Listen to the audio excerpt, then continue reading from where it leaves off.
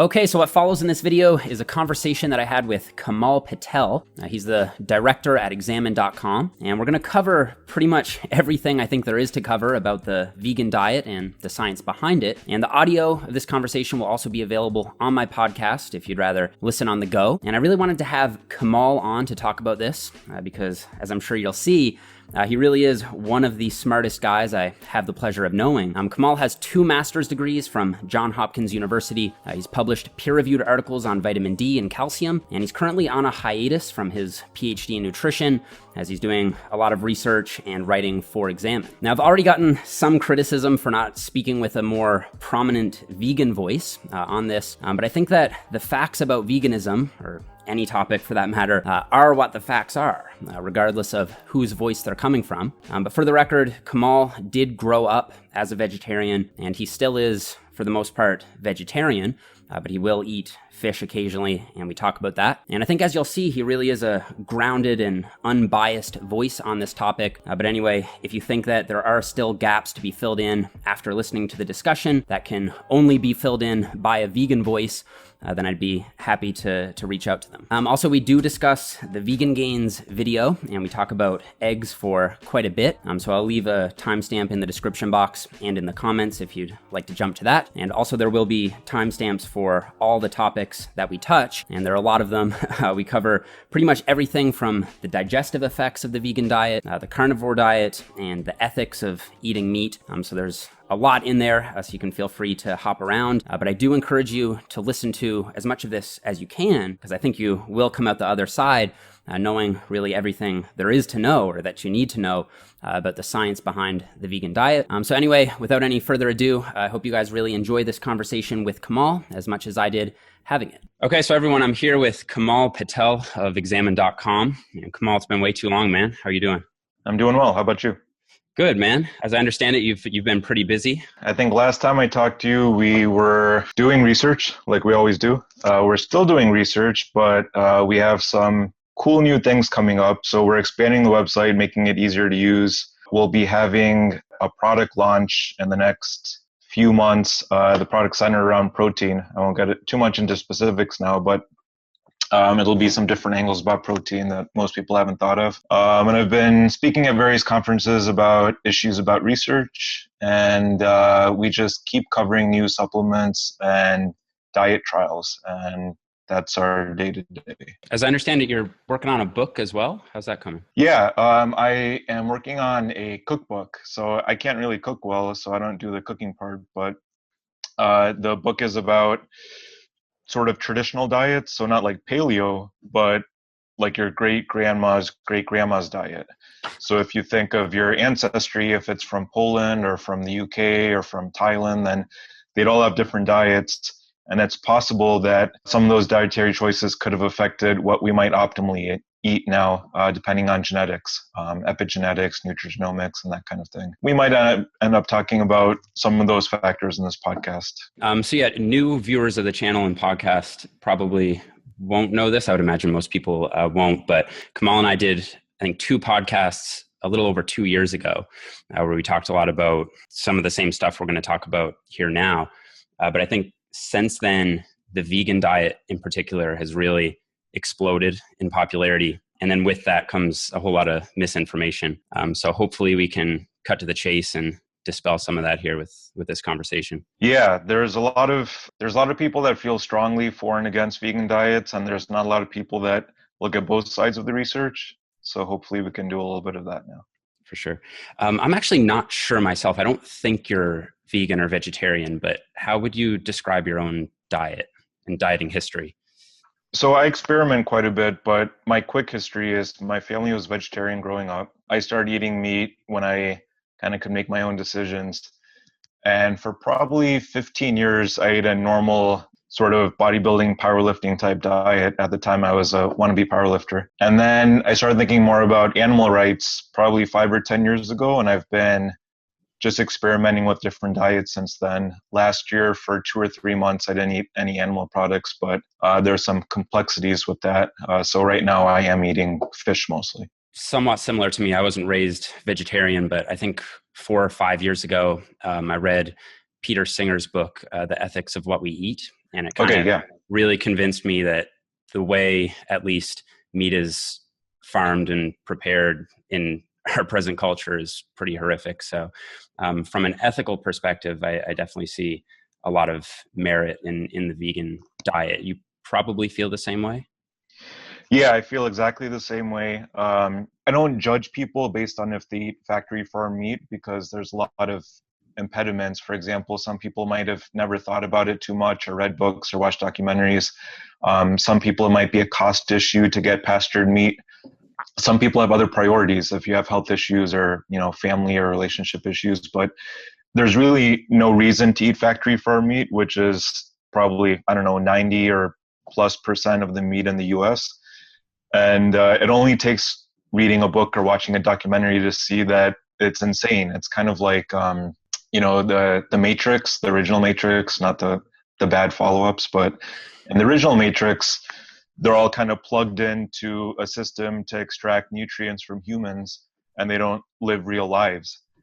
And to me, that's somewhat similar to the factory farming system, at least in the US. If you ever tour factory farms, it's kind of horrendous. So animals don't live lives. They're just treated horribly in order to extract nutrients from them. So this isn't for or against eating meat in general, which is a separate issue, the ethics of killing.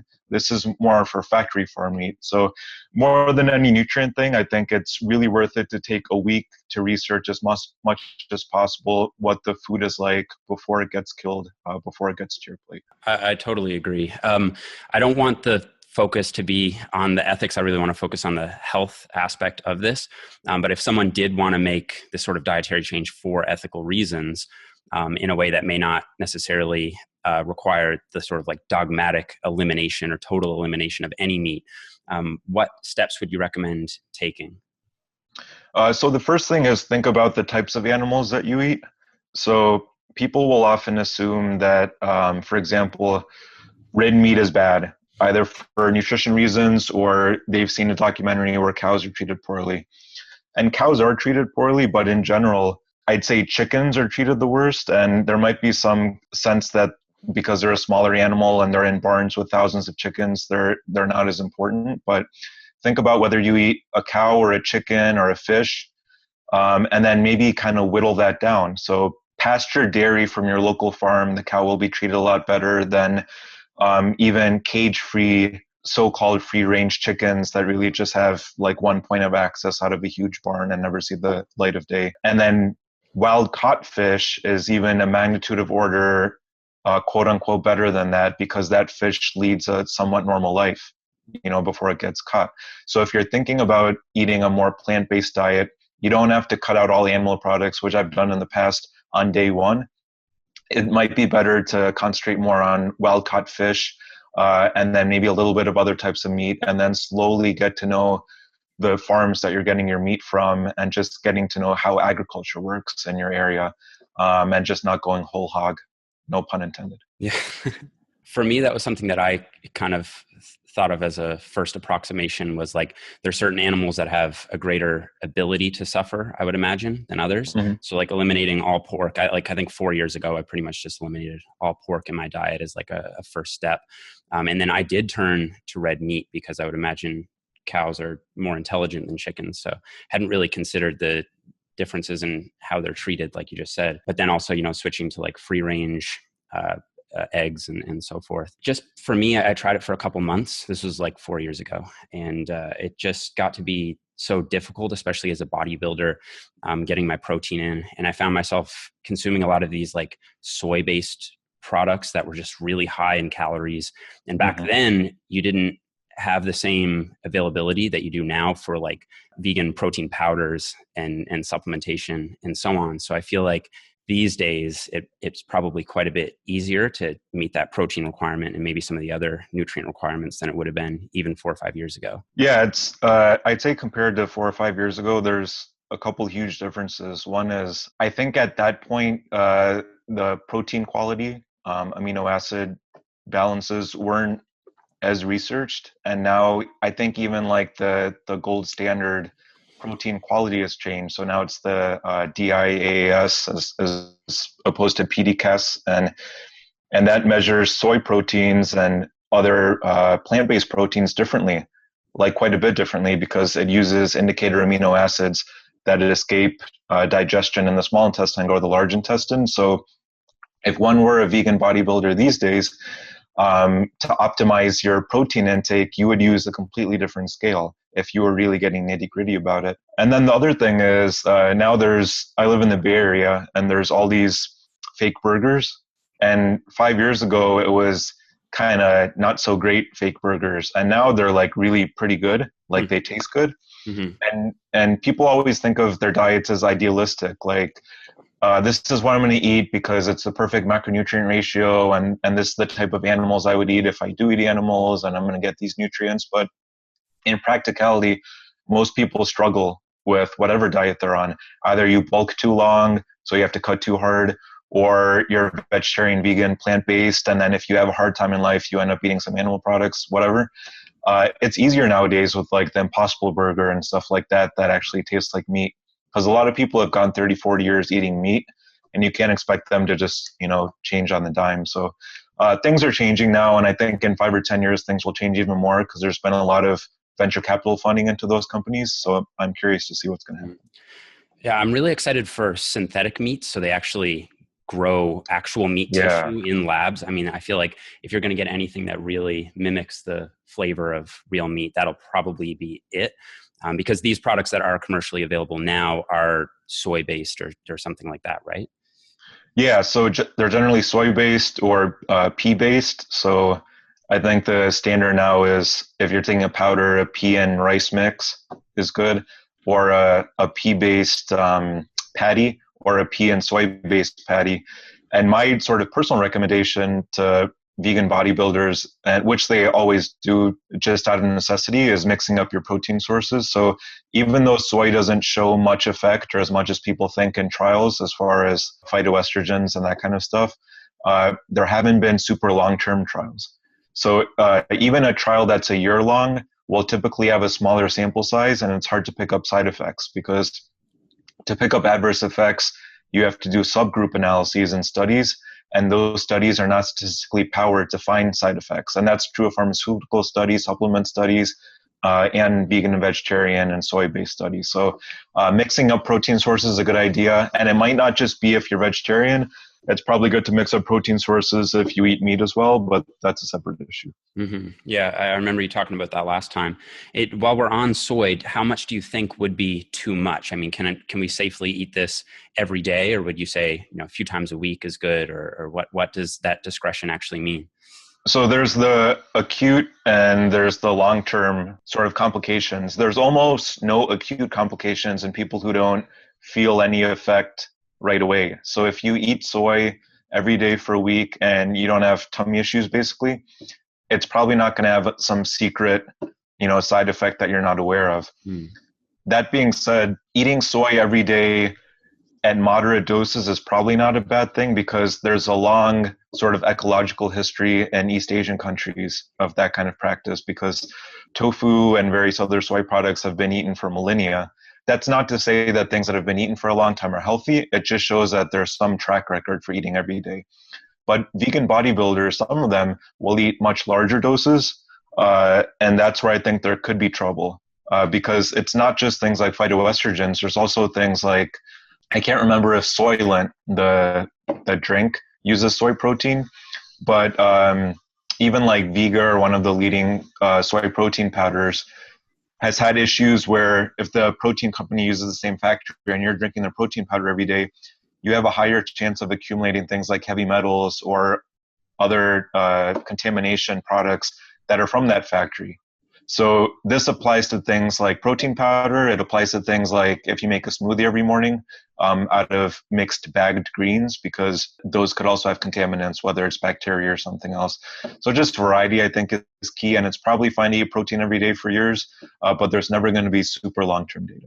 So I don't know if you've noticed this in the community or not, but I feel like what proponents of a vegan diet will often do is recognize these good, sound, ethical arguments and then kind of conflate them with health arguments as well, or go searching out for health related arguments that support their biases for ethical reasons. Yeah. obviously that's intellectually problematic. And then also I find it leads to this effect where you have, I would say, most people adopting a vegan diet for health reasons, actually, rather than ethical reasons. So what do you think about the health effects of a vegan diet? Do you think there are health benefits to going vegan for most people? So at least from what I've seen, both in research and the short while I was working clinically, is it's highly dependent on the person, like extremely, almost more than anything else. The main reason is that plant-based diets are not monolithic. So you could have a plant-based diet at the most basic categorization that is unhealthy. So there's, hummus and peanut butter and jelly based plant-based diet. And then there's the whole food based one. And that's one categorization.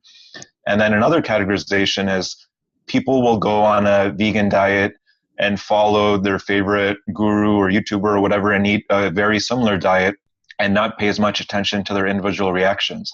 But the more plants you eat, the more different effects there are on the gut microbiome, because animal products have very little effect on the gut microbiome. So that whole kind of meme about, it's a vegan meme about, and this sounds, I don't mean to criticize like vegans or vegan memes, because ideally I would be vegan. I'm not a bodybuilder, so I don't need to maximize my physique. So just for ethical reasons, I would not eat any animal products. But because of some gut issues and other health considerations for my own conditions, I'm eating some animal products. But anyway, so there's a vegan meme about animal protein and animal stuff going rancid and putrefying in the gut. And it's actually the opposite case. So I talked about the DIAAS, the scale to measure protein quality. And there are fairly high quality plant proteins, but every single plant protein escapes digestion in the small intestine to some degree. And that's because it's locked up in a food matrix. And I don't mean it's locked up like you can't access it. It's just that some small portion will go undigested and enter your colon. With animal proteins, it's typically very little. Once the animal protein hits the HCl in the stomach, it gets digested like that. And then if you think about the intestine's main job is to differentiate the self from the non-self. It's kind of the organ extension of the immune system. So when food goes through our intestines, then the foreign things are really plants. And that's not to say that the plants are bad or good. It's just that they're foreign. They have their own defenses because plants can't move around. So when humans eat plants, it's not like the plant wants to be eaten. So all plants have developed defensive compounds. Now, the plants that farmers cultivate nowadays, typically have lower levels because we've found the plants that have lower levels that won't kill us. And we've also bred out the things that are extremely toxic. So, for example, canola oil. It comes from the rapeseed plant. Rapeseed didn't sound as good to marketers, so it became canola. I think Canadian oil, low acid. The thing is, they bred out that type of acid that is kind of harmful and bitter, and now canola oil is widely used. So a similar thing has happened for many other plants. The fruits have gotten bigger and juicier, the vegetables have gotten less toxic, the grains have gotten more energy dense. So when that stuff hits your gut, there can be benefits and there can be detriments, and that's a whole other podcast, but animal products don't have that effect. You take them in, they provide protein and a variety of fatty acids, and that's about it. So the effect on any individual person will depend on what their gut microbiome is constituted of. I don't know if that's a word. So really, there's no overall effect of vegan and vegetarian diets. If somebody is eating unhealthy and they escape the standard American diet, most likely a vegan or vegetarian diet will do them well. If they're going from a pretty well-composed diet to a vegan and vegetarian diet, it really depends on what conditions they have and what their gut microbiome is. Why do you think then that, in all of these observational or cross-sectional studies that we have, you almost always see improved health markers and lower incidences of all of these diseases when people eat a vegan diet? So the evidence is actually pretty mixed. Okay. It depends on what studies you look at. And, people who argue against vegan diets will say this one cherry pick study shows that vegans have higher depression rates. And then people who argue for vegan diets will say, oh, this study showed lower heart disease rates. So I've looked at most of the studies just because, like I said, I ideally would eat no animal products, including dairy. So I've been very interested in looking at the health benefits and detriments, because if I ever transition to that, I'm going to get those detriments or health benefits. So the data on mortality, for example, is extremely important. So it's much more important to look at mortality than it is to look at heart disease or heart failure, because mortality means you're dead. Heart disease doesn't mean you're dead. It just means that you have to recuperate from your heart attack. Most people who have heart attacks don't die. So there's been a few big studies for mortality. A recent one is the EPIC Oxford study, and it showed that there was absolutely no mortality difference between vegetarians and vegans and omnivores. But it did show that pescatarians had lower cancer rates, and they also happen to have slightly higher heart disease rates, which there might be some confounders there. This is all observational data, of course, so it's hard to tell what caused which effects.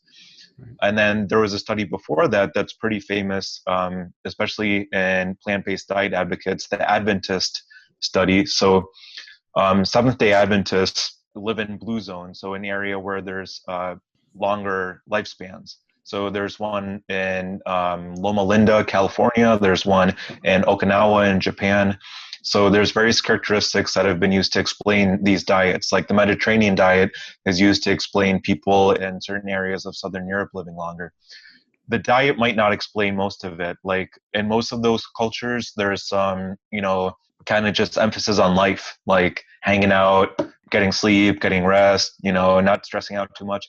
But diet-wise, the Adventist study showed that there were lower mortality rates in vegetarians. It was something like 10 to 15% lower mortality, which is quite significant. If you look at that on its own, it looks impressive. But if you compare it to EPIC Oxford, which is done in a different area in Europe, then it's just really like the data's mixed. There's not a lot we can tease out of this, because no matter how many people you get in these studies, it's all observational.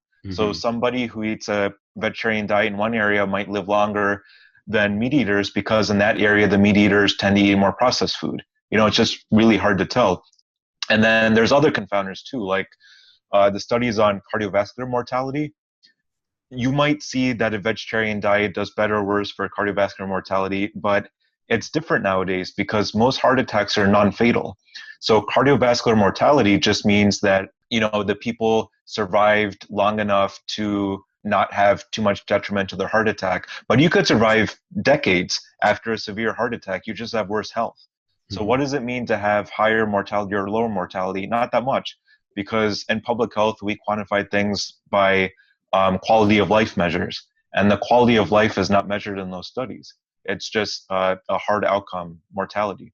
So basically the data is mixed. It depends on if you're looking at mortality or cardiovascular disease or stroke or heart disease or cancer, and those are all different. So there's no better or worse. Most likely, I would say vegetarian and vegan diets do a bit better for almost all of those outcomes, but it's highly confounded. Right. Yeah, that's what I would say, because just in preparation for this, I dug up, there was one systematic review published last year. It had 24 studies. And when you look at the effect on all these different conditions, so there were all sorts of different cancers, cardiovascular disease, all-cause mortality, et cetera, pretty much every study, or pretty much when they pooled the data together for pretty much every disease, favored the vegan diet over the omnivorous diet. Yeah, and that's actually an interesting comparison, because the most important part of a study like that is not the intervention group, whether it's vegetarian or vegan or pescatarian or what have you. It's really the control group. And there haven't been studies done looking at vegetarian diets versus the equivalent omnivorous diet. It's always whether you eat meat or don't eat meat, but really it should be like vegetarian versus paleo or vegetarian versus a Mediterranean diet. And those studies haven't been done because the sample sizes aren't large enough. Right. And would you say it's the case that people who are on a vegan diet are probably otherwise more inclined to do other healthy stuff, be more active, smoke less, etc.? Yeah, the people who are healthy, or at least have healthy habits, tend to be the people with named diets that aren't from the 90s. So Hmm. not like Jenny Craig or Weight Watchers or South Beach, but paleo, keto, vegan, pescatarian, those people tend to be healthier. Hmm. The people who are struggling with their diet tend to be Atkins. Like if you haven't progressed beyond the Atkins diet to some of the newer lower carb diets, it means you're not very good at using the internet, or you have an old Atkins book laying around. If you're Weight Watchers, it means you have friends who use Weight Watchers and succeeded, which happens a lot because Weight Watchers is not a bad diet, but it means you're probably not that good at using research or the internet. So Right. the newer diets, those people just tend to be healthier. Right. It's really hard to tease apart causation. Right. Right. And more nutritionally savvy too. Like they probably know that, it's a good idea to include certain foods and not Yeah. others. And then also, I would imagine most people who are on a vegan diet are probably eating more fruits and vegetables anyway. So it could be the fact that they're just eating more fruits and vegetables than the non-vegan group, not necessarily the case that there's something in specific about the meat that's causing negative health effects, would you say? Yeah, so the meat pros and cons and the plant matter pros and cons gets pretty complicated, but I would actually think that for a lot of vegans, it depends on what they're transitioning from. So if somebody's transitioning from a really high meat diet, it's quite possible that their health effects could be from reducing the meat intake. If Mm. somebody is just adding more plants to their diet, it's often from increased satiety, because if you're a whole foods based, uh, plant based bodybuilder, you have to eat a ton. You're eating a lot of legumes, you're eating a lot of whole grains and nuts, and just all of those add up bit by bit to get enough protein. And by the end of the day, you've eaten until you're stuffed 3 or more times, which is fun. And I think it's actually a decent reason to be a vegan lifter of some sort, because it's those foods generally taste very good. Now, the flip side is you're introducing some risk. Like the more of those things you eat, the more risky it is. And that's just if you don't pay attention to your food intolerances. But I'd say that in general, it just depends on the person, whether it's the downsides of meat or the pros of more plants that is making them feel healthier. Hmm. Would you say the riskier it is from a digestive perspective, kind of like you alluded to earlier? I know a lot of vegans struggle with all sorts of digestive maladies. Yeah, so the most contentious topic in irritable bowel syndrome, IBS, is plant-based diets. So plant-based diets for inflammatory bowel disease, IBD, it typically either helps or is neutral. But for IBS, more often it hurts. And the reason is that IBD is a pathological condition. You do a colonoscopy, you can see that something's wrong with your gut. You often have to take medication to control it. IBS is a condition of unknown pathophysiology, where it could be that you have an overgrowth of bacteria in your small intestine from eating too much junk food, and you can't get rid of it without a strong pharmaceutical or over the counter antibiotic. Or it could be that you have a certain balance of gut bacteria that is really hard to disrupt because they made biofilm. And certain bad bacteria made biofilm, and you can't get rid of them unless you take a biofilm chelator.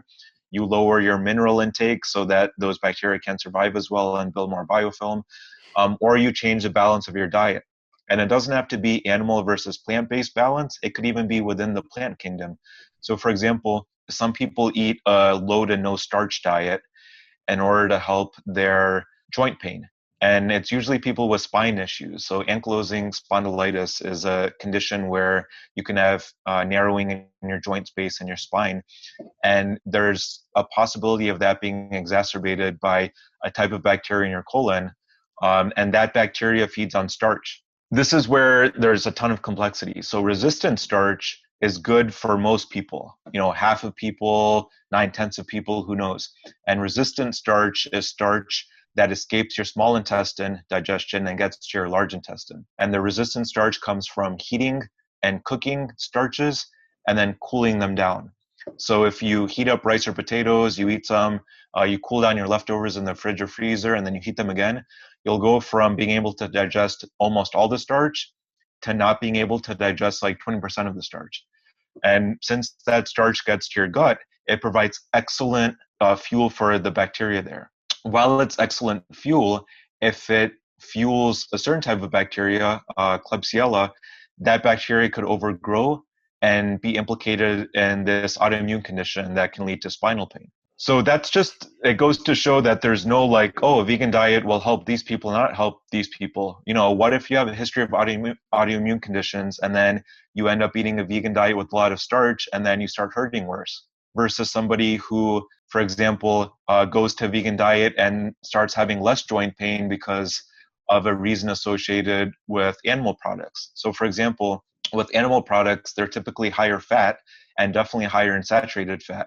So if you're eating a diet like that, you could end up eating so much fat that that fat more easily transports bacterial breakdown products, endotoxins, also called lipopolysaccharides, across your gut lining. So if you have a compromised gut lining, you're eating a lot of fat with every meal, like the types of people who eat, sticks of butter. I won't name names, but there's people on the internet in the past few years that have been like, oh, look, I'm eating more butter than ever before. I ate like bacon or butter wrapped in bacon or, whatever. And then those people are like, oh, forget about the cholesterol or forget about this. I don't get hungry. Well, being hungry is not the worst thing in the world. And it's also possible that when you're eating all that fat, those chylomicrons, the bundles of lipids, are now transporting endotoxins from breakdowns of gram-negative bacteria across your intestine. And that's bad because endotoxins are implicated in a variety of diseases, most inflammatory conditions, and also autoimmune conditions. So you could go from plant-based diet to one heavy in meat and then end up with more joint pain because of endotoxins, or you could go from a meat-based diet to a plant-based diet and end up with more joint pain because you're overgrowing certain types of bacteria in your gut. So this is way more than like an elevator pitch on vegan diets could inform somebody. You have to have at least like half an hour of explaining stuff, and most people just don't have time for that. But in terms of making general recommendations to the public, do you think all of that is wholly relevant? I mean, like I know a lot of people do suffer from joint pain or have autoimmune conditions, but under the premise that most people don't, would you say that on the net balance of it all, a vegan diet better or worse for digestion? I suppose it just depends so much. I mean, I'm not going to get you to reiterate what you said. Yeah, it does depend, but I'd say for most people, think about how much you poop, basically, and what your poop looks like. And that's the best indicator if you have to pick one indicator of whether vegan diets will help you or hurt you. So people who have constipation and on the Bristol stool scale tend to have the small stool and hard to pass stool. Those people can be helped more by vegan diets because you typically will have less bacteria that produce hydrogen sulfide, which is the type of gas that leads to constipation or is implicated in it. And if you switch to a vegan diet, you're getting a lot more bulk, and that additional plant bulk will help you poop more. And plants also contain water. So that water plus fiber in that food matrix, and if you eat enough fat, which also helps to promote pooping, then those are all the things generally you need to go from constipation to healthy pooping frequency. On the other hand, if you're pooping too much, so that's IBS-D, irritable bowel syndrome with diarrhea, versus IBS-C, which is with constipation, then going to a vegan diet might not help you and it might hurt you. This is just a very general heuristic, rule of thumb. And that's because if you're pooping too much, then one problem could be your intestine is sensing that there's some foreign stuff coming in and it needs to get rid of it. So like I said, about 70% of the immune system is located in the gut and gut-associated lymphoid tissue. And those cells are trying to sense out whether the stuff you're eating is good for you or bad for you. Now, the stuff that's good for you might still be good for you, even if your intestine thinks it's bad because it has phytochemicals and vitamins and minerals. But if it thinks it's bad, it's going to try to get rid of it fairly frequently. It'll draw in water into your gut. It'll make the migrating motility complex, which gets stuff through your gut. It's that sound you hear when you haven't eaten for a while. You get the gurgling in your stomach. That's not bad, it's good. It doesn't mean you're hungry, it just means that your gut is pushing stuff through. And that's good because it helps get rid of bad bacteria. But it could also be bad because if you find yourself with the gurgling gut a lot, if you find yourself pooping too many times during the day, if you find yourself pooping mostly liquid sometimes, then you might be eating too much plant matter. So that might be one general consideration. If you want to get rid of constipation, maybe eat more plants. If you want to get rid of diarrhea, maybe eat less or more selective plants. Mm-hmm. Right. I don't know if you're familiar with Borge Fagerli or not. He usually Yeah. speaks at the same sort of conferences as you guys. Yep. He did this experiment where he ran the carnivore diet for a couple months, I believe. So he mostly just ate, I think, red meat and bone broth and maybe liver or something. And he said he noticed huge improvements in his digestion in terms of like reduced flatulence, bloating, better regularity, etc. Do you think that that's kind of like a one-off example, or do you think that there, I don't want to get too deep into the carnivore diet, but why do you think he might have had those results? And do you think there's any merit to that at all? Okay, so there's a very strong link between those sorts of improvements and a carnivore diet. And Borge seems really smart to me. I first encountered him, I think, on Lyle McDonald's forums like 15 years ago, or maybe Lyle liked him or something. But I accidentally entered a Twitter discussion a few weeks ago where somebody was criticizing him. And I didn't read the whole thing, but I think Borge was saying, I had these results, N=1 experimentation is good. The other person was saying it's not backed up by research, it's dangerous to make recommendations in favor of a carnivore diet. I said that Borge and the other person participating in the conversation, Amber, who's one of the leading people behind the carnivore diet, are smart people, and getting into like the online debate and kind of throwing insults around wasn't a good thing because it's N=1. There's no way to argue for or against it. But the mechanism makes sense. And that's because the best diet for reducing digestive complaints is fasting. So if you don't eat for a week, then often not only do digestive disturbances go down, but autoimmune symptoms go down. And that's because it's all linked. The more digestive disturbance you have, most likely the stronger correlation there is with autoimmune conditions, and also possibly with energy and sleep as well. And an experiment where you go a week or two only eating meat, the risk is very low, like the acute risk, but the potential benefit is high because then you can use it as an elimination diet. It doesn't mean you have to not eat any plants the rest of your life, but it means that the issue was with some type of plant. It's the next step up from not eating anything. It's don't eat anything, or eat only meat, or intermittent fast for very long periods, or eat meat plus some type of glucose substrate, something that offers glucose. And that should be probably dextrose if you're doing it hardcore. And that's because if you're not going to be ketogenic and you feel better on a non-keto diet, then that much dextrose will help you feel energetic, basically. And then the next step up from that is to introduce new plants. So I'd say a carnivore diet is not a bad idea to try if you do eat meat. Of course, if you don't eat meat, it's the worst diet in the world. But I really think that people are a little bit, if you decide to go vegan or vegetarian and you feel fine doing it, there's absolutely no reason to eat any animal products. But if something's off and you keep testing different combinations of plants and something is still off, it might help to try either fasting or a carnivore diet. Mm-hmm. While we're on the topic of meat, do you have anything to say about meat in the diet in general? Is meat in general unhealthy when consumed? And then what about red meat in particular? And then also maybe briefly talk about processed meat, which will probably come up in the general meat discussion. Okay, so going backwards, processed meat is interesting because processed meat is preserved with nitrates or nitrites. And nitrates are actually a good thing. So nitrates are the reason why some leafy greens might be healthy. So researchers used to think around 30 years ago, maybe even a little bit more than that, that fiber was the main reason why leafy greens and other plants were healthy. And also why meat-heavy diets were bad because they didn't have enough leafy greens often.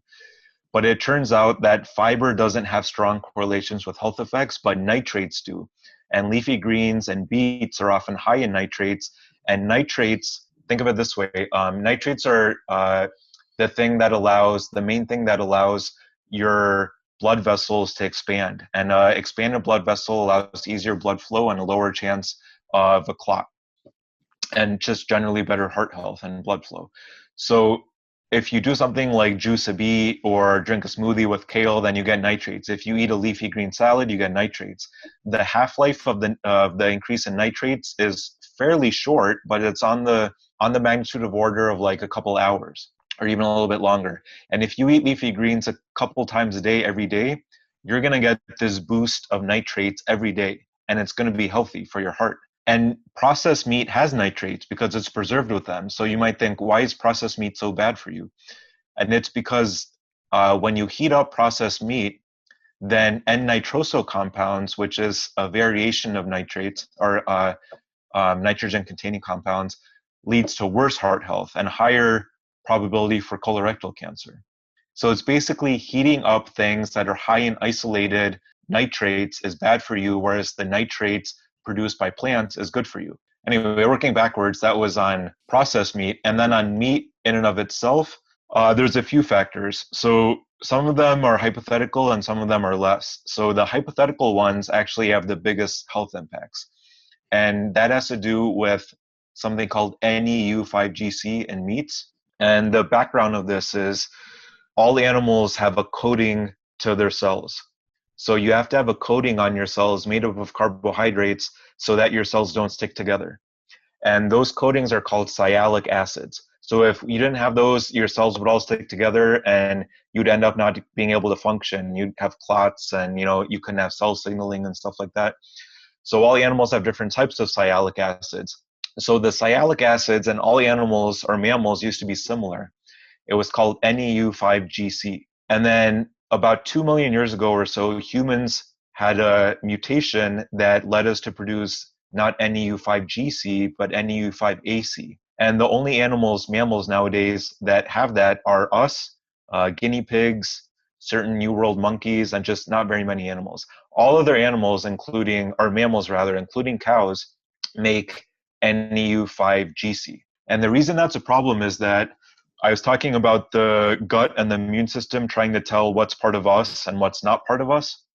If you eat NEU5GC through a burger or through bacon or something, then there's always going to be some kind of chance that the gut bacteria will incorporate that NEU5GC, or even that some of the NEU5GC will go through your gut and be incorporated into your own tissues. And this is relatively new stuff. So in the past 10 years, the first clue was that researchers found that human tumors can contain very high levels of NEU5GC. So if you think of have you seen that show Sherlock on BBC with Benedict Cumberbatch? So he always tries to do deductive reasoning. So he pieces together clues and then he knocks them off one by one. So clue number one is tumors can have very high levels of NEU5GC, but that doesn't mean that NEU5GC is bad because not all tumors have NEU5GC.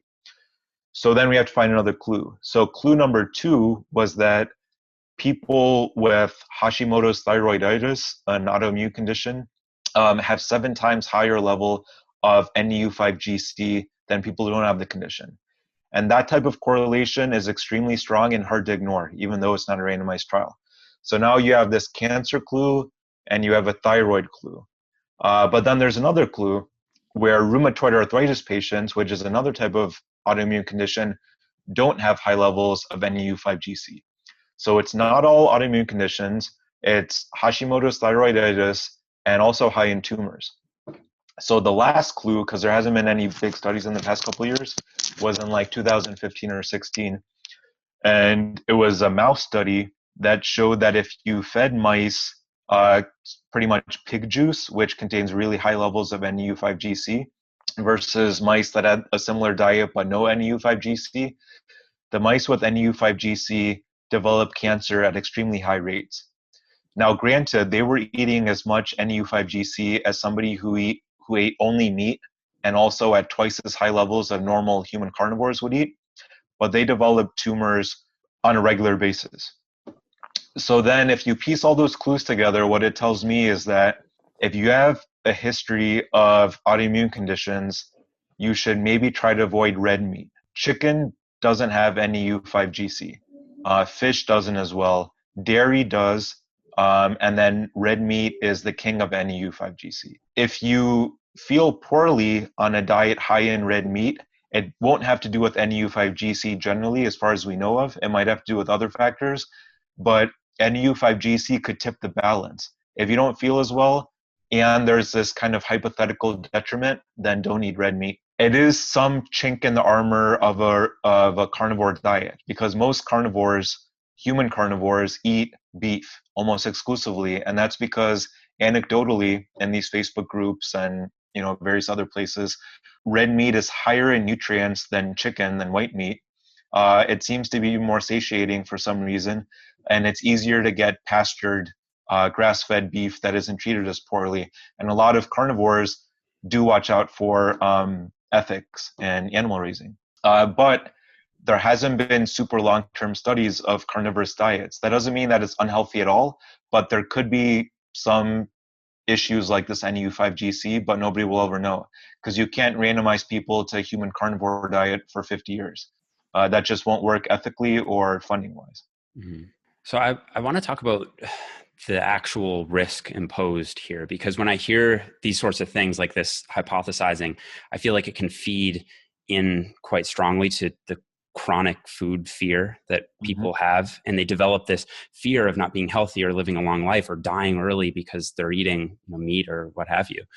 And just circling back to the processed meat thing, when we talked a couple of years ago, I think the World Health Organization had just released their statement that 50 grams of added processed meat per day increases the risk of colorectal cancer by 18%.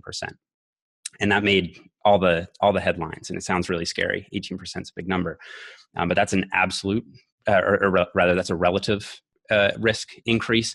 So the actual baseline risk of colorectal cancer, given all these factors, is something like 4%. And then so it's an 18% increase of 4%. So it goes up to like almost 5% or something like that. So expressed on an absolute scale, you have a 1% increased risk of colorectal cancer, provided you're eating 50 grams every day across a lifetime. It seems a lot less scary than when voiced as the 18% figure, right? So I'm just wondering, like, with all of this sort of like hypothetical mechanistic stuff you're talking about, I feel like in the hands of the wrong person, it could be twisted to make people really scared to eat meat. Do you think that there's justification for that? I mean, like, I'm continuing to eat meat. I want to do so as ethically as possible. And once synthetic meats are available, I'll switch to that immediately.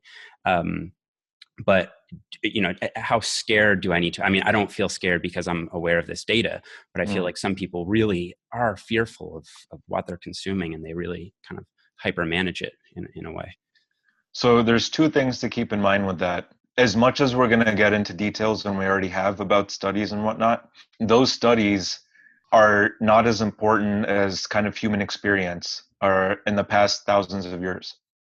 So one randomized trial or one meta-analysis on meat or on NEU5GC or whatever is very limited in scope. It's done on a small number of people with a high dose, or a small number of animals with a high dose. The mouse trial was done on genetically mutated mice with a high dose of NEU5GC. But if you look at human data, then the area where my great-grandparents are from in India, Western India, Gujarat, has some of the most extensive past history of vegetarianism of any area in India, and India has the most extensive history in the world. So the best kind of story about how vegetarian diets affect health comes from that area. Now, granted that India has been poor for a long time, but the longest living people in the world, they don't like all live in India. It's like some random person in Europe or in the South in the US who has eaten whatever. They generally eat healthy, they have a positive outlook on life, they also happen to eat eggs and bacon every day. Or there's unverified things, because not everybody has a birth certificate. Like, there was a woman in South America who ate a lot of starchy tubers, because those are the most carbohydrate rich sources of storable foods in nature, because you can't really store fruits so well. And also a lot of like monkey meat and monkey brain. And she lived until, a purported age of 120 or 30 or 140 or whatever. So there's people who live to very long ages eating meat whenever they can. And it makes sense, because the way that meat was eaten in the past was not the way it's eaten currently. Currently, you go to the supermarket, you get muscle meat. You eat the muscle meat 2 to 3 times a day, and you do that every day. But historically, it's been that you go out hunting. If you get a catch, that's great. And you eat that day, you preserve as much as you can, you eat it future days.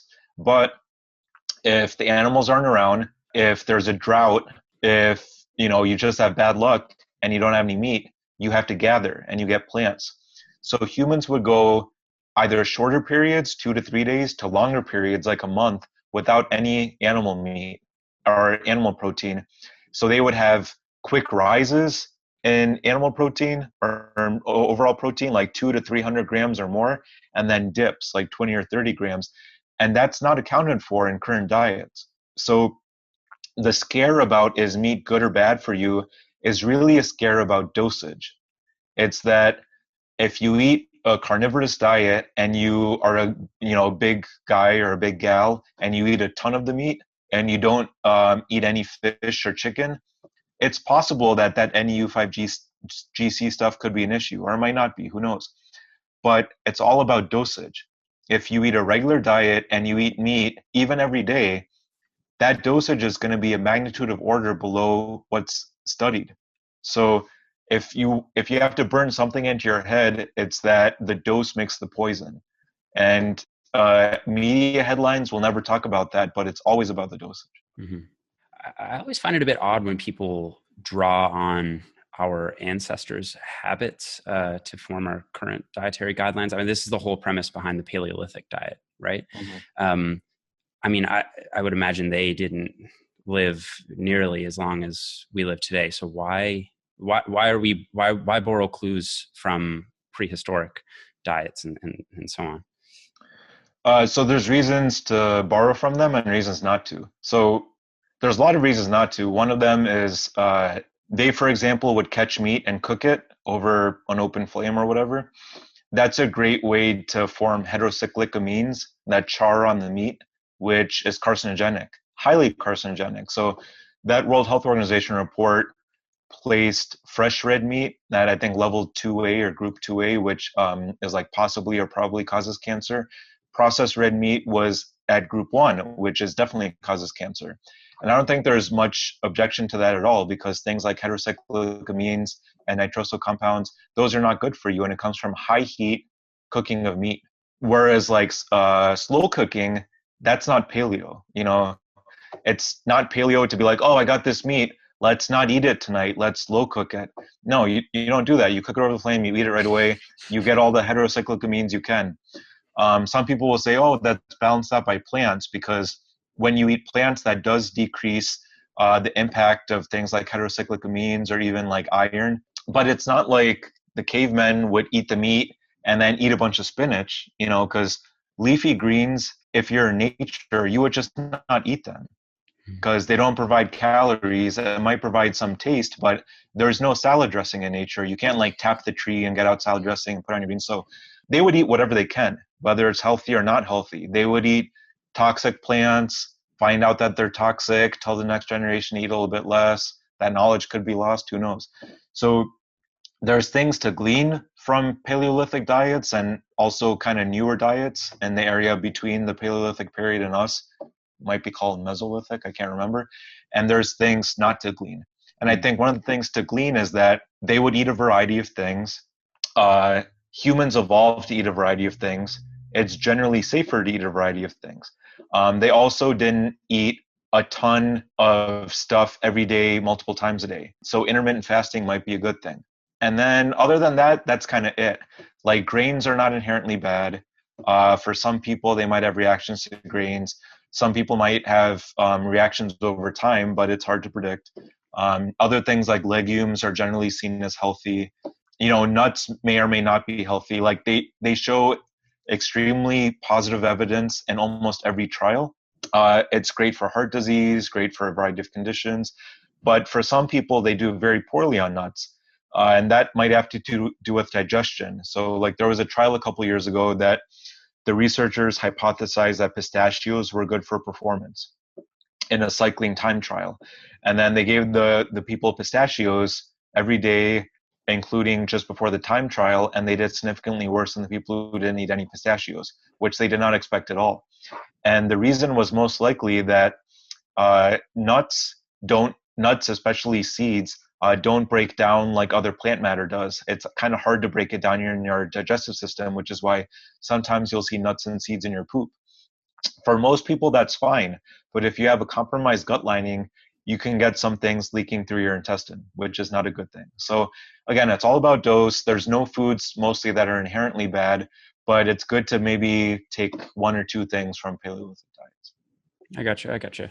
When you mentioned the periods of high protein feeding and then no protein, do you think that we should borrow anything from that? That was, I don't want to make sure I misunderstood that. Yeah, I think it's generally a good idea. So I probably read Facebook groups way too often, but I'll read like the zero carb group. I'll read vegan groups because I only care about the animal ethics. Everything else to me is just gravy. I like reading about the nutrition related things. So there are people who will easily fast on a zero carb diet because you don't get as hungry. So if you're eating a lot of carbohydrate, it's a lot harder for you to do a 1 or 2 day fast. If you're eating zero carb, it's a lot easier. And some people will follow what certain researchers do. Like Thomas Seyfried, for example, is a researcher in Boston who researches fasting and longevity and cancer prevention and stuff like that. And after a while of researching this, he was so convinced that he and possibly his family do regular 7-day fasts at least once a year for cancer prevention. And there's a lot of nitty gritty getting into the strengths and detriments of that evidence, but I think it's definitely something to consider. You don't have to do a 7-day fast, but I think 24 to 48 hours is pretty safe once in a while. And then also Walter Longo, who's a researcher out west, he does a fasting mimicking diet where if people can't handle a full fast, then you can do something where you eat like 500 to 700 calories for an extended period, usually around 45 days, like once a month or once every 2 months. And that could contribute some benefits, but it doesn't make it so you're in that state where you're like, oh, I'm fasting, I don't know if I can handle it. And then you just eat a whole pizza and ice cream. And then now you're getting the opposite of what you wanted with fasting. So there's a few different types of intermittent fasting that I think could be beneficial. And that's one of the hottest research areas. So I think in the next 5 years, we'll see more studies. So Kamal, what I'd like to move on to is just a couple isolated topics that we can kind of go through in turn that I know people are going to be really curious about. So the first one I want to get into is eggs. You'll hear people just as strongly voicing on both sides of this, whether so if I'll separate my egg yolk from my egg whites, people will be like, you've got to eat the yolk. You're crazy. You're leaving so many nutrients out. And then you'll, by the same token, have people, if I include the egg yolk, then they'll say, this is packed with cholesterol and causes heart disease and all this. So what's your opinion on eggs? So I haven't made up my mind yet on eggs and nutrition, and that's just because the research is inconclusive. Eggs have mixed evidence for health, but a lot more positive evidence than there ever was. The most recent trial, or the most recent large trial from probably like this spring, compared diabetics who ate 12 eggs or more a week versus those who ate like 1 or 2 eggs. And this was a very large randomized trial, so very strong evidence. And it showed that there was no risk difference at all in any cardiometabolic risk factor. So that means cholesterol, triglycerides, blood sugar, any of that stuff. And the reason this is an important trial is because the evidence before was that eggs are probably okay to eat unless you're diabetic, and they show worse outcomes for patients who are diabetic. But now that there's this larger trial that kind of flips the previous evidence, it's a strong trial, and it kind of shows even in people who are susceptible, diabetics, to worse lipids, eggs don't seem to do that much bad. But there still is conflicting evidence. So I think maybe 2 years ago, there was a meta-analysis that showed that there was more heart failure in those who had higher egg consumption. There's 2 ways to look at this. One is that the study I talked about before that exonerated eggs was a randomized trial. So this was the strongest type of evidence. The heart failure trial that showed that eggs might be bad was not randomized. It was just following people over time to see how many eggs they ate. So that can't isolate eggs as the causative factor. On the other hand, that eggs are bad study was big. It included a lot of different studies, and it also led to an actual health outcome, heart failure. the randomized trial only showed that certain intermediate markers like cholesterol didn't change. So it's really, who do you want to believe? Do you want to believe that heart failure is the most important thing, even though it wasn't a randomized trial and you can't isolate variables? Or do you want to believe cholesterol and triglycerides and stuff in the randomized trial? I would say that's something that like the listener personally has to judge, but nobody's going to judge that. Nobody's going to be like, let me see, what's more important to me, a meta-analysis or prospective studies, or no. So my personal opinion is that it's really dose related again. So the randomized trial compared eating eggs every day, a couple eggs a day, to eating no eggs. And the heart failure study compared people who ate quite a bit of eggs with people who ate almost no eggs. What they didn't do is include a moderate group. So it's almost certainly safe to eat a moderate amount of eggs weekly, I don't know, 5 or 10 or something. As to eating 3 or 4 eggs a day, I'm not sure, because there's a discrepancy in evidence between randomized trials and prospective observational trials. So we'll probably never really be sure. And that's also separable from the mechanistic evidence, because you could eat a lot of eggs that are scrambled and get a lot of oxidized cholesterol, because the cholesterol, dietary cholesterol you eat does not affect your cholesterol levels in your blood. That's been debunked decades ago. But what it can do is the more you use high heat on your eggs, the more the cholesterol in the eggs can be oxidized. And then that's not good, because oxidized cholesterol can be incorporated into cells, and that's not very healthy. But even with that, there's a caveat in that it's really dose dependent, because it's not like all the cholesterol in the egg yolk gets oxidized. It's like 1 or 2%. So it's really people who eat like 6 to 12 eggs a day, like Ronnie Coleman used to eat a ton of eggs, but most people are not 280 pounds. Mm-hmm. So they're not going to eat 12 eggs a day. So if you moderate, I think eggs should be fine. So how would you recommend preparing them then to avoid that oxidized LDL? Well, I don't like runny eggs, but most people seem to, especially foodies. So runny yolks won't be oxidized. But the evidence is so preliminary there. It's like, just eat whatever tastes good. I like the taste of the scrambled eggs. I weirdly developed a reaction to eggs just in the past few years, and that might be because of some gut issues and I have a health condition. But eggs are something that is extremely variable, eggs and dairy. And that's because eggs are, a not yet developed animal. And kind of evolutionarily speaking, the animal that lays the egg does not want other animals to eat that egg, because that's their baby. So there are things in the egg that can harm you, but they don't harm most people because most people are healthy. But I think that people with health conditions sometimes could be adversely affected by eggs, but this hasn't been studied very much. There's things like, there are certain foods that are either histamine liberating. When you eat them, they make histamine be extracted and go throughout your bloodstream and can cause things like hives and reactions. There's foods that contain histamine, and eggs are one of the leading things that cause histamine reactions. But this is, again, getting into people who are sick. The average healthy person, eggs, if they don't cause an acute reaction, should be fine. Right. In that randomized controlled trial you talked about, where they found no difference in this blood lipid profile, did they already have high cholesterol, or were they at healthy levels of blood cholesterol at baseline? I don't remember, but I know that they didn't have very high levels. Mm-hmm. It's either they had normal or maybe moderately high, because you can't get through an institutional review board testing eggs on high cholesterol patients. It wouldn't pass. Gotcha. Because so I did this vlog where I was basically showing my morning breakfast, which is usually 2 eggs. And while I was eating it, I pulled up an old article from Examine. I think it was called "Are Eggs Healthy?" Yep.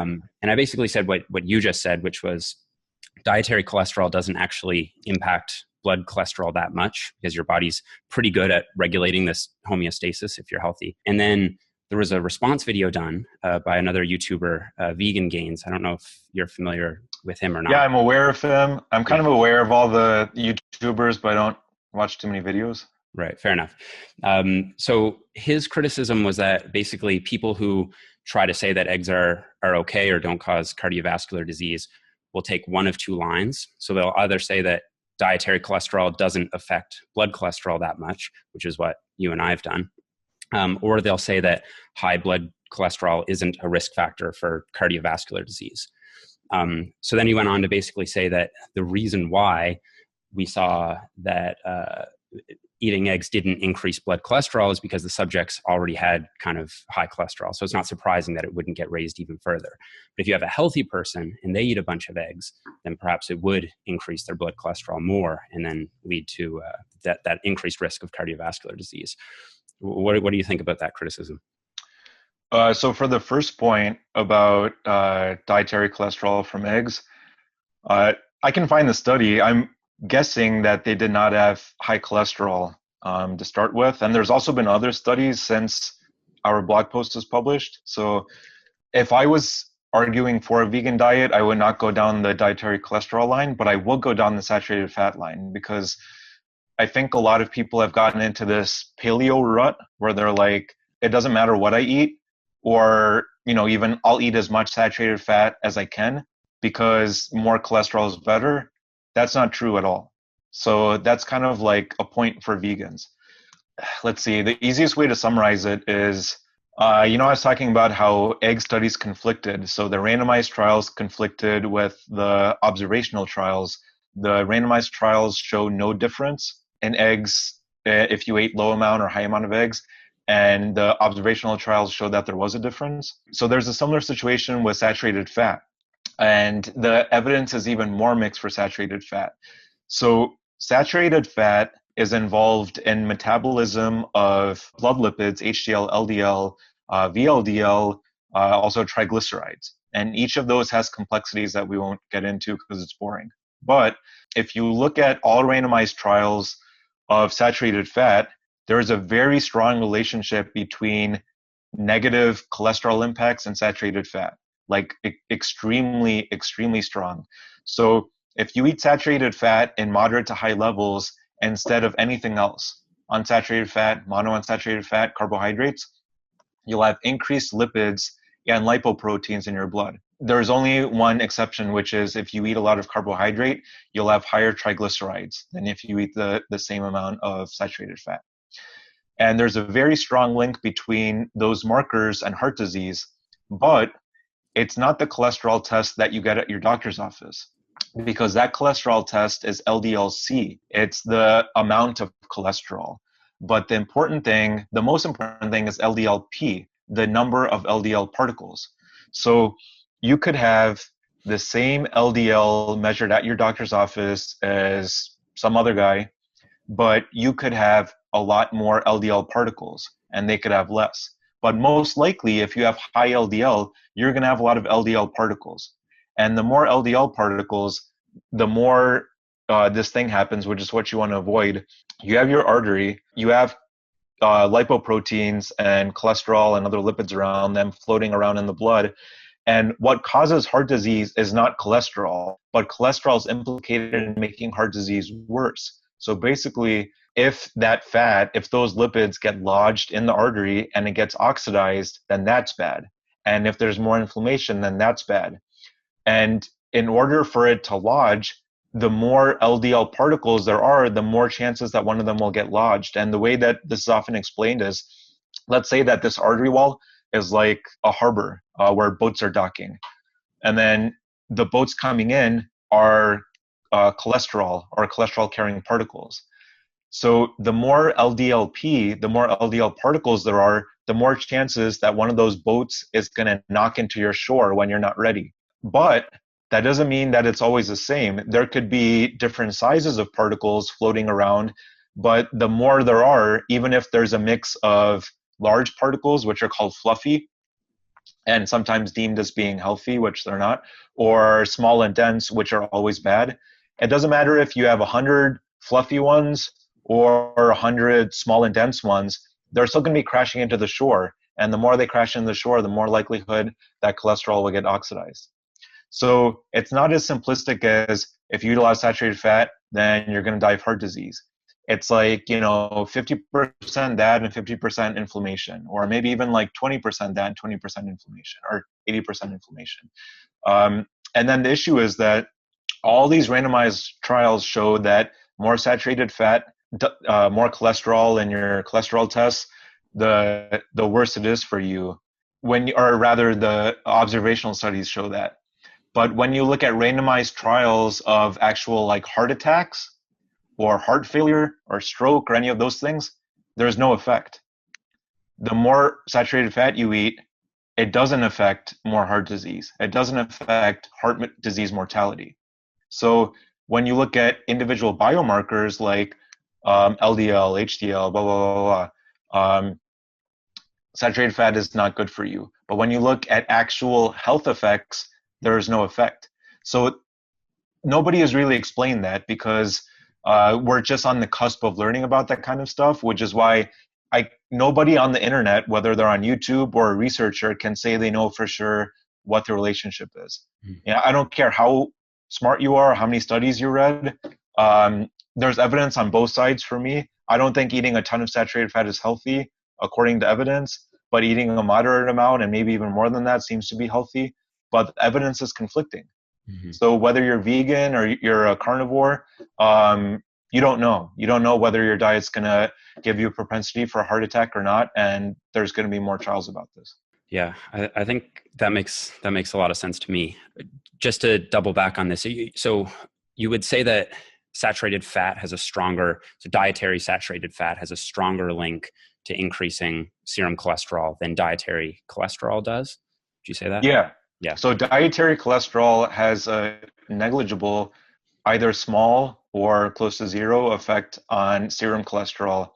Saturated fat has a high effect on cholesterol. And a lot of this has to do with things like cholesterol clearance. So cells have receptors for cholesterol clearance. And then there's reasons why certain medications succeed or don't succeed. So for example, HDL is not good cholesterol and LDL is not bad cholesterol.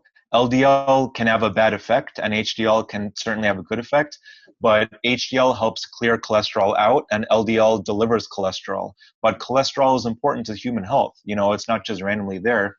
It's important for hormones and a variety of other things. The problem is when you overwhelm your capacity to clear the cholesterol, either because genetically you're susceptible to it. Something like 20% of people have a genetic susceptibility to poor cholesterol clearance. So drugs like PCSK9 inhibitors can help that. There's a variety of other drugs that have been tested for lipids that have not helped. Like there's been possibly like, I don't know how many millions or $1 billion spent on research for drugs that increase HDL because HDL is good. There was a huge failure a few years ago where Pfizer, I think it was, funded a huge trial. The trial was extremely successful. HDL went up by like 20, 30, 40 percentage points. That should have reduced heart attacks and mortality. But that group had much higher mortality and they had to stop the trial. It was very controversial that they even did it.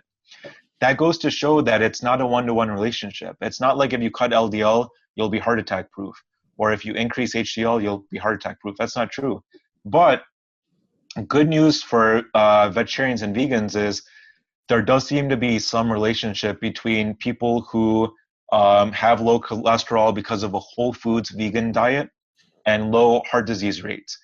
That's borne out both in small studies and in just people. So like there's this former cardiac surgeon named, I don't remember the name, who's I think still alive, like 105 years old. And he's like, you know, I'm heart attack proof. Vegans are heart attack proof because of cholesterol and stuff. And he's seen the cholesterol in surgeries. It's not quite that you're heart attack proof, but a whole foods vegan diet attacks both of the important points. It decreases the amount of LDL particles. So then you don't even have to worry about if you have issues with LDL clearance. And it's also generally anti-inflammatory so that your cholesterol, if it does get lodged, does not get oxidized as much.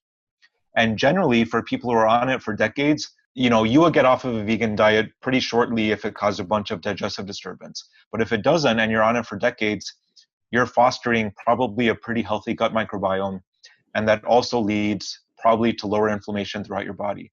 So they're attacking all facets of heart disease, and a lot of those people live for very long periods.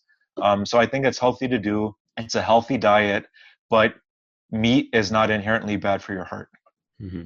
On that note, I think would be a good time for us to touch on some of the drawbacks of a vegan diet. So one thing that comes to mind is potential nutrient deficiencies. Is there anything in particular that comes to mind that people should be wary of when wanting to adopt this for ethical or whatever reason? Yeah, so part of this varies by individual. So if you put your nutrient or your foods into, there's really only one app to do it. I think it's Chronometer, I don't know how to pronounce it, but MyFitnessPal and those things don't. So if you put your foods into there and you're vegan and you listen to this podcast, you're going to get enough protein because protein is the number one thing people think about. You're going to get enough B12 because that's the second thing people think about. The things that you might not think about, or at least not think about the right way, are omega-3s, even if you think you're getting enough, vitamin A, even if you think you're getting enough, and then vitamin E and magnesium. So omega-3s. So some people take. Can I interrupt for a sec, because you said you don't need to worry about protein and you don't need to worry about B12. And those would have been the first two on my list. I mean, why do you think? Oh no, just for people listening to the podcast, because most people who listen, I think, are of, they're pretty intelligent and they've already researched those things. You haven't read my comments. So those are the first two things to think of if you're like new to the diet, because you'll die without enough protein. You'll feel weak. Without enough B12, you'll get various health disease or chronic conditions. But B12 is always on everybody's mind, as is protein. So these are things that aren't as much on people's minds. So there's some people that take algae oil for omega-3s, and that's a great source of algae or of omega-3 if you're vegan, but there's not a lot of other great sources. And the thing is that if you take flaxseed oil or if you eat flax seeds, the conversion to EPA and DHA is unpredictable. So for some people, it's somewhat high, like 18 to 20%. For some people, it's below 10%. And that's genetically determined. And that's actually possibly evolutionarily determined.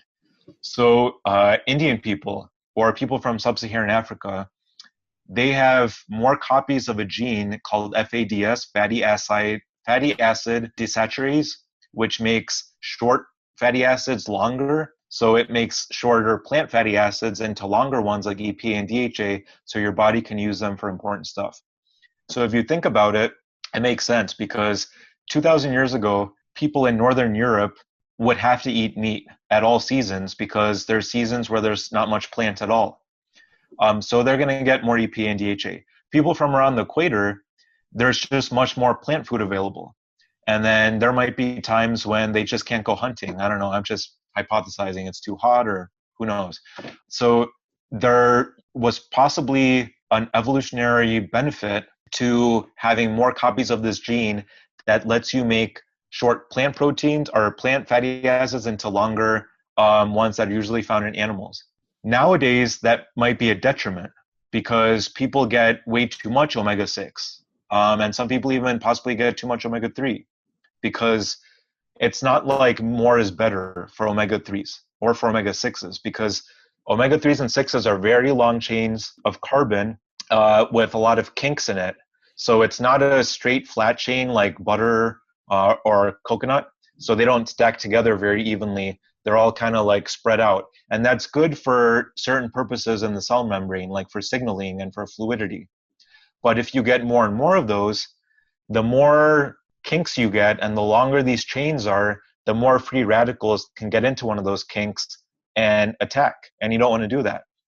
So there used to be these calculators online when like paleo first came onto the scene 10 or 15 years ago, where you would put in your age and your body weight and it would tell you, okay, optimally you should take 8 fish oil pills a day, which is terrible because omega-3s are actually needed in very small amounts.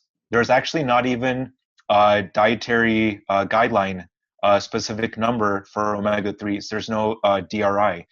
And part of it is because the studies just are not strong. There's not a lot of good evidence, even though we know we need omega-3s. But part of it is because the more omega-3 you eat, the more you might have these issues with oxidized fatty acids. And there's no studies on that. So they just haven't even approached those issues from a government level. But when people ask me about omega-3s, I say, don't take supplemental ones unless you have to. So if you eat animal products, there's almost no reason to take them. If you're a vegan, you can't take fish oil, but you can take algae oil. But other than that, you can possibly get enough omega-3 or at least EPA and DHA conversion in your body from fatty acids in your plants, but you won't know for sure. So I'd say if you're risk averse, or if you have depression, because EPA and DHA, especially DHA, could help depression, then take an algae oil. If you don't, you can stick to plant-based fatty acids because you'll most likely get enough conversion. You just won't know for sure. And there's some factors that can affect that. I think, for example, females have lower conversion, but I can't remember those studies offhand. I think I come down more strongly on the fish oil being positive and having cardioprotective effects and other positive health effects than you do.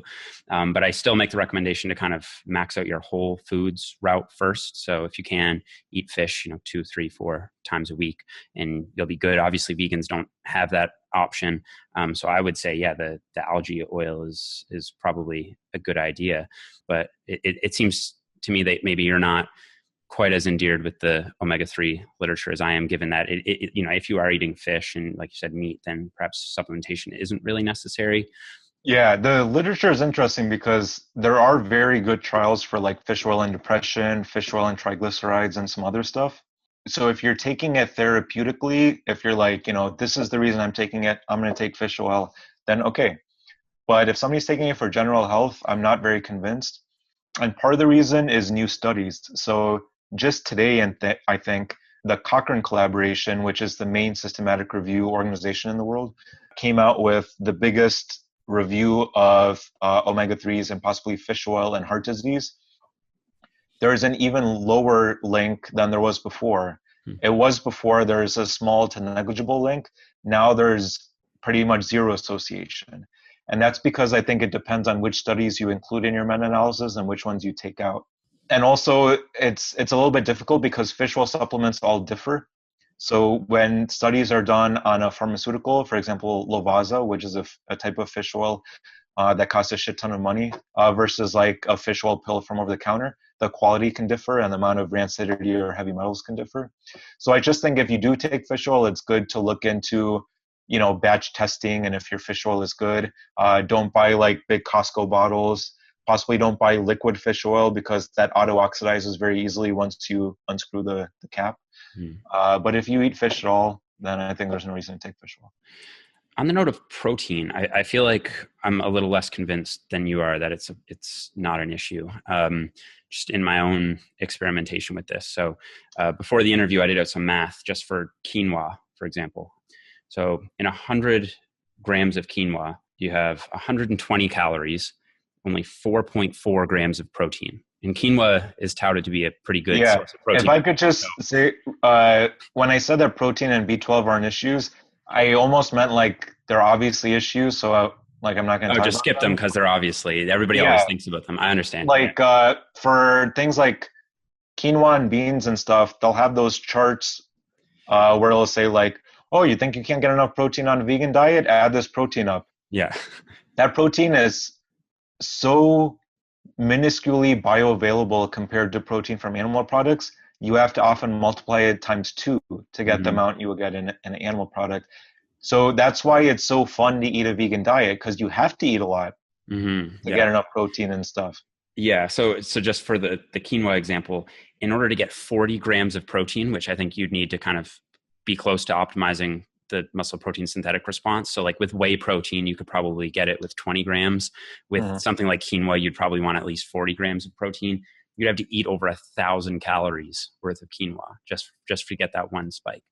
I mean, these sources of protein are just not going to be enough for anyone who has muscle building goals. So no, I think if you're trying to build muscle and you're on a vegan diet, it really helps to take even an hour out and think about your goal and like visualize it. So some people will start eating a vegan diet and then think of themselves as a before and after picture. Like, oh, I'm at this body fat and lean mass now. After body recomposition, I'm going to be sub 10% body fat and, ripped.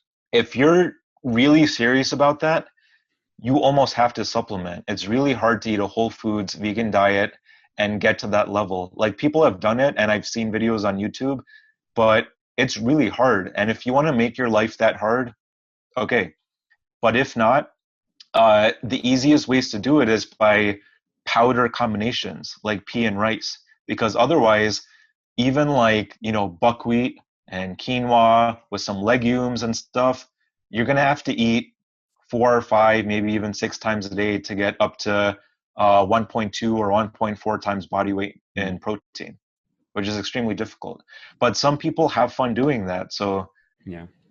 Depends on the person. When you say 1.4 or 1.2, 1.4, you mean grams per kilo, right? Not pound, because some people might make that up. Yeah, which is enough, I think, for health, muscle maintenance, and so on. We can argue about the specific number. I would say probably more closer to like 1.8 grams per kilogram, but in any case, it just makes it more difficult for them. So yeah, in fact, I mean, in vegan diets, it's going to be above 1.8 most likely, because the bioavailability is lower. But yeah, exactly. The bioavailability is lower, and you generally have less leucine content per gram, so it's inherently less anabolic.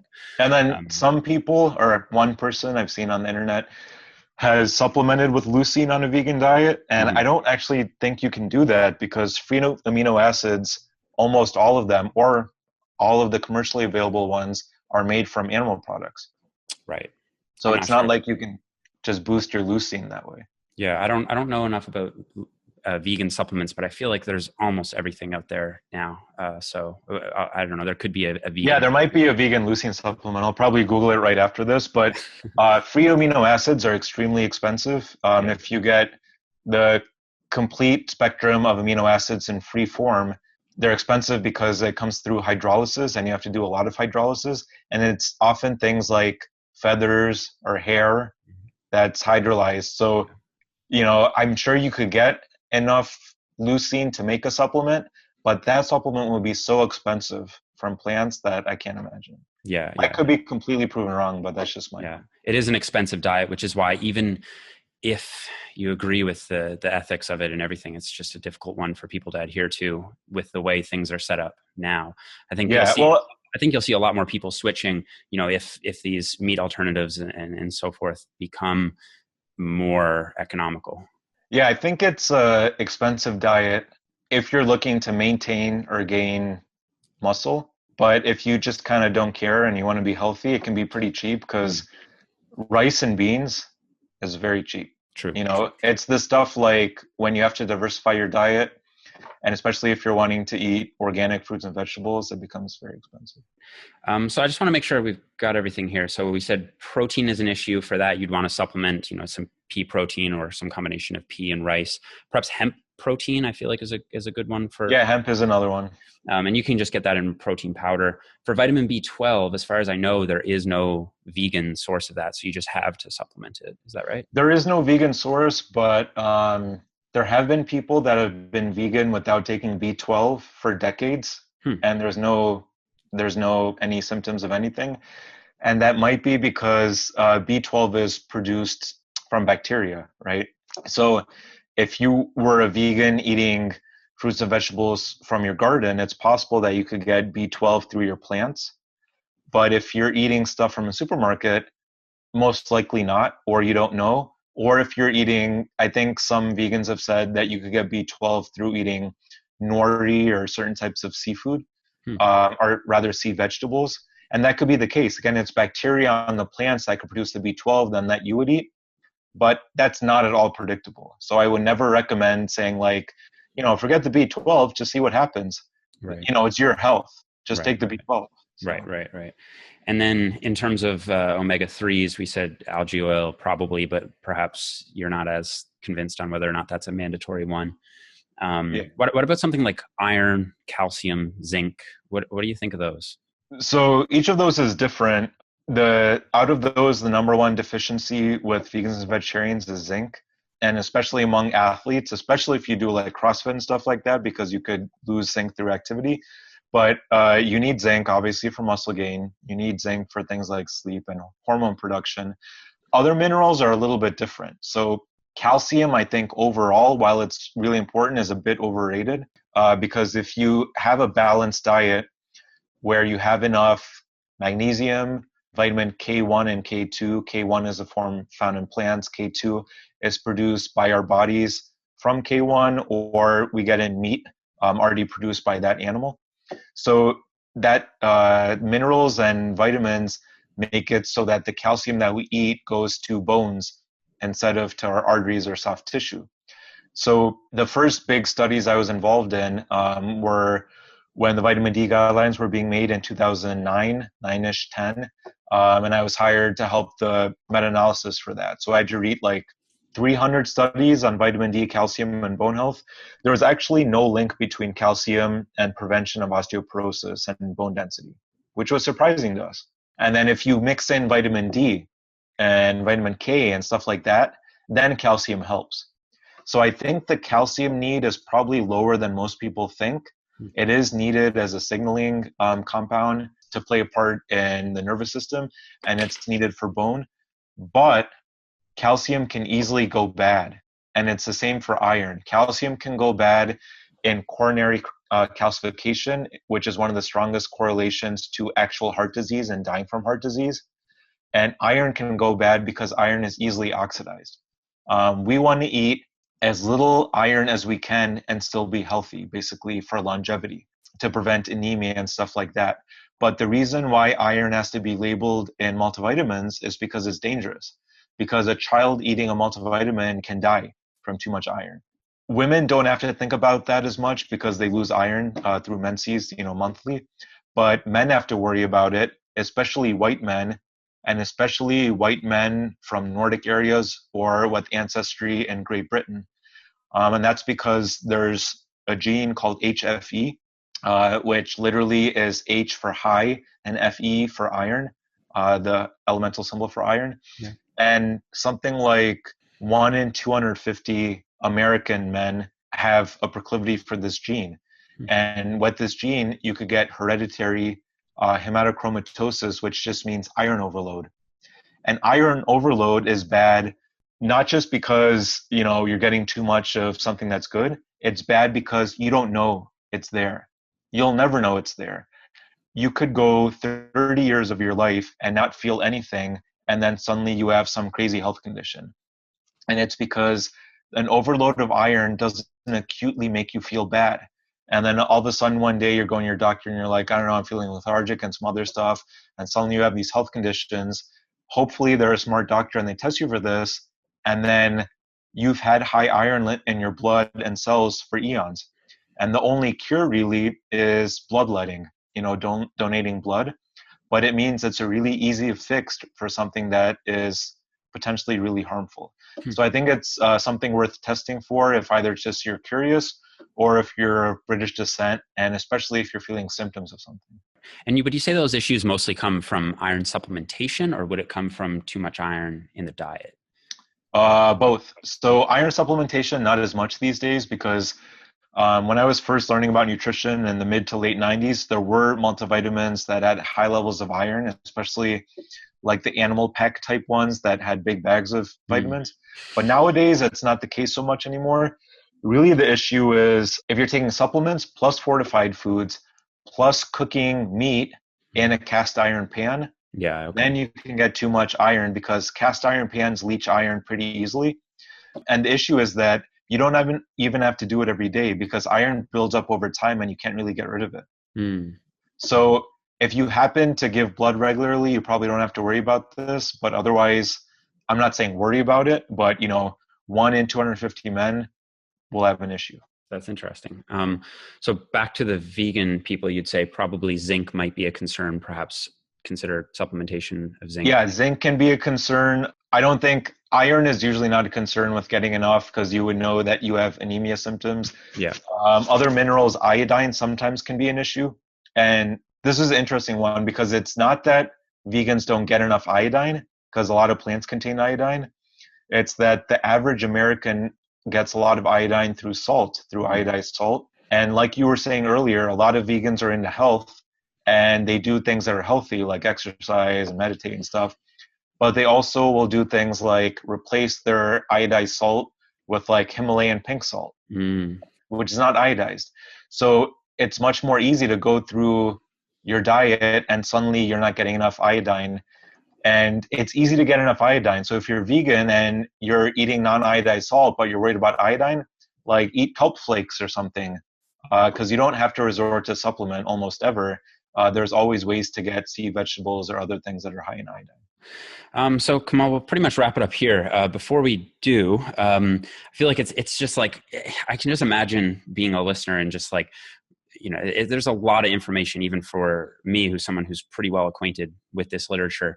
If you had to boil it down to like, a few dieting guiding principles that people can do to sort of improve their health or maximize their health, what would you say? Or is it just too difficult to say based on the present state of the literature? So from case studies I've seen, like paper write-ups, as well as some clinical evidence and actually being in a clinic, these are things I've seen in deciding what types of animals and plants, if any, to include in your diet. Doing an elimination diet of some sort is almost always a good idea, unless you're feeling so awesome every day when you wake up and go to bed that you'll never change anything. So at its most basic level, an elimination diet is focusing on foods that you enjoy eating and you don't have a reaction to. So for a lot of people, those foods are things like rice, white rice, not brown rice, certain fruits like berries. And there's reasons for all these, but like brown rice, because it has coating, can have more anti-nutrients. Fruits other than berries can be higher in fructose, so some people have aversions to that. And then very basic protein sources. So if you eat meat, then it's something just like meat on the bone. That's the most basic kind of meat. Slow cooking it, for example. If you're vegan, it's a protein source that is basically supplemental, because then you're not getting the associated fiber and some of the other things with foods that for certain people will irritate their guts. So do an elimination diet if you're wanting to get down to the bottom of what foods you should or shouldn't eat. And if you don't feel like doing that, then fine. Some people aren't into experimentation. I'd say do a diet log every day for like 2 weeks and vary your diet and see your bowel movements, see how you feel, see how you sleep. Tailor your study to that. Some people will tolerate high levels of almonds and pistachios. Some people will not. They'll never know unless they eliminate it from the diet. And same thing with supplements. But there's always going to be the next complicated study, but focus on your own reactions to things and then read studies, because studies don't matter if your body does not agree with the study. Right. Absolutely. That's well said, man. So do you have any plan to go fully vegan yourself, or you think you're going to stick to the diet you're on now? I'd like to. So I've been fully vegan for long periods in the past, but long story short, I have a genetic condition called Ehlers-Danlos syndrome, where I have lax tissue. That's why I had to stop lifting weights 10 years ago. And I have weird gut issues because of that. So that's why gut stuff came up a lot in this podcast, because I researched it a lot. But I'd like to be on a vegan diet just because when I'm on my current diet where I do eat meat, I try to eat as ethically responsible as possible. So I'll eat wild-caught fish mostly, and then also some other meat. It's almost always pastured. But if I'm stressed out, or if I'm traveling, or if I'm a guest at somebody's house, I'll eat whatever's there. And I don't feel good eating factory farm meat. But if I'm hungry, I don't care. People always pretend like they're so high and mighty, but I know I'm not. Like, I'll eat like crappy junk food, whether it's plant-based or animal-based, if I'm stressed out. So I'd like to be vegan on a full-time basis. I'm not now. We'll see later if that's the case. For most people, I'd say just don't judge, the next person, because we're all just trying stuff. And if you've been vegan for 20 years, congratulations. If somebody's newly vegan, great. If they transition from vegan to eating pastured meat, fine, as long as you think about these issues. Well, thanks so much for your time, Kamal. I know you're a busy guy, but this was super informative, really, really helpful. So make sure you guys go check out Kamal's stuff if you haven't yet. Examine is an incredible resource. So yeah, couldn't recommend it more highly. Thanks for having me on. Yeah, absolutely. All right, guys. So thanks for watching. Don't forget to leave the video a thumbs up if you enjoyed it. Subscribe to the channel if you happen to be new. I'm planning to do more interviews like this at least once a month is my goal. So anyway, I'll see you guys all here in the next one.